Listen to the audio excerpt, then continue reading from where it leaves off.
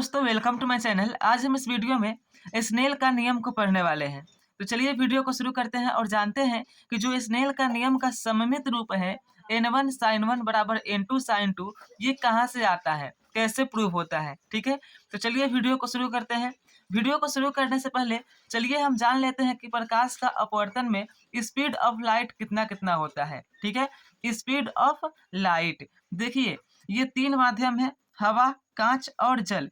यदि कांच में प्रकाश की चाल की बात करें तो कांच में प्रकाश की चाल 2 लाख किलोमीटर पर सेकंड होती है, यानी कि 1 सेकंड में 2 लाख की दूरी तय करती है। ठीक है, और वही जल की बात करें तो जल में प्रकाश की चाल 2,25,000 किलोमीटर प्रति सेकंड होती है।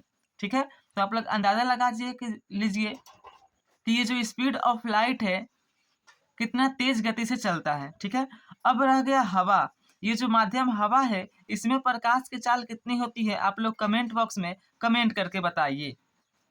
चलिए अब हम स्नेल के नियम को प्रूव करते हैं, स्नेल के नियम के सममित रूप को जानते हैं। ठीक, देखिए ये जो स्नेल का नियम है ना, यह अपवर्तन के दूसरे नियम से निकलता है। ठीक है, आपको अपवर्तन तो पता ही होगा कि जब प्रकाश की किरण किसी एक माध्यम से दूसरे माध्यम में जाती है तो प्रकाश की किरण मुड़ जाती है और प्रकाश के मुड़ने की प्रक्रिया को ही प्रकाश का अपवर्तन कहते हैं। ठीक है, ये प्रकाश का अपवर्तन है। अपवर्तन के दो नियम होते हैं। ठीक है, कौन कौन सा? तो ये है पहला नियम।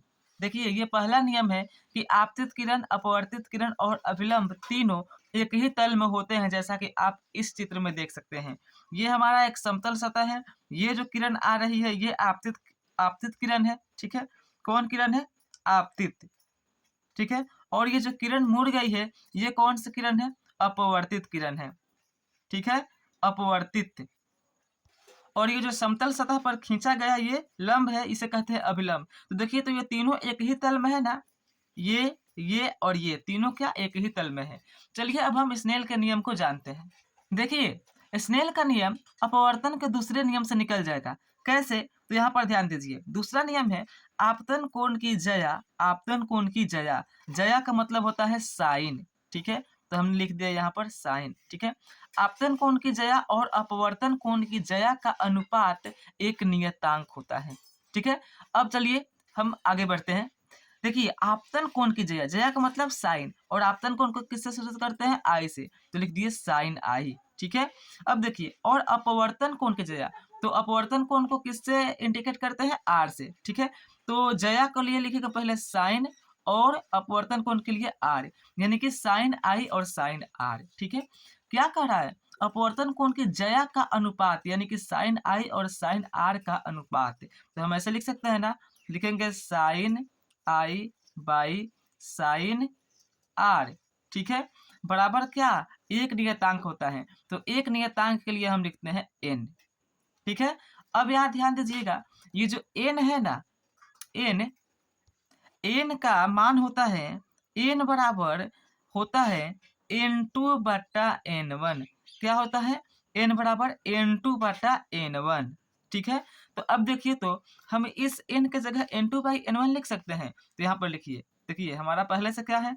Sign i upon sine r. ठीक है, ये है ना। अब देखिए एन की जगह हम लिख देंगे n two by n one. ठीक है, लिख दिए।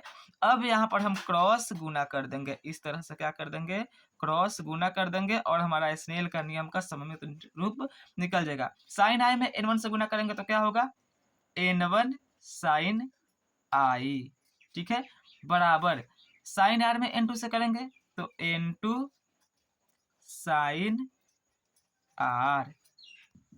तो ये आ गया हमारा स्नेल का नियम का सममित रूप, जो कि मैंने आपको ऊपर ही बताया था। ये हमने लिखा था, देखिए स्नेल का नियम का सममित रूप एन वन साइन आई बराबर एन टू साइन टू, और ये हमारा निकल कर सामने आ गया। ये क्या है? स्नेल का नियम का सममित रूप है। ठीक है, तो उम्मीद करता हूँ कि आपको वीडियो पसंद आई होगी। यदि वीडियो अच्छी लगी हो तो चैनल को सब्सक्राइब जरूर कीजिएगा। इस चैनल पर क्लास 10th की ऑल सब्जेक्ट्स पढ़ाई जाती है।